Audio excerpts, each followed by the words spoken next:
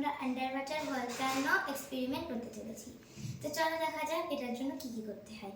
সবার প্রথমে আমাদের বিকারের মধ্যে 10 ml জল ভরে নিয়ে সেটাকে একটা টেস্টিং টিউবের মধ্যে ঢেলে দিতে হবে।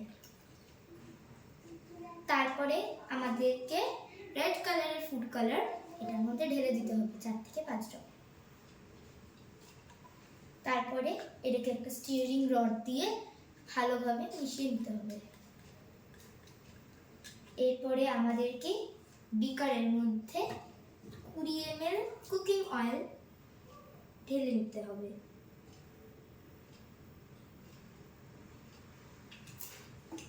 তারপরে এটাকেও আস্তে আস্তে করে আমরা এই টেস্টিং টিউবের মধ্যে ঢেলে দেব।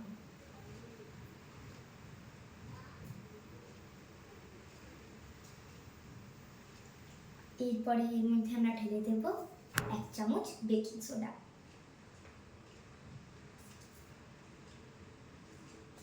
এরই সঙ্গে আমরা ঢেলে দেব হচ্ছে 1 চামচ সাইট্রিক অ্যাসিড।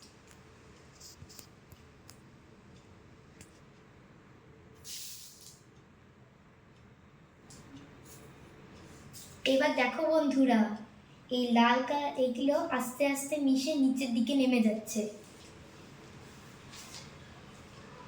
আর এই লাল কালারগুলো উপরে ওঠা শুরু করেছে। তো কেমন লাগলো তোমাদের আজকের এক্সপেরিমেন্টটা আমাকে অবশ্যই জানাবে, আর লাইক শেয়ার আর সাবস্ক্রাইব করতে ভুলবে না। Bye bye.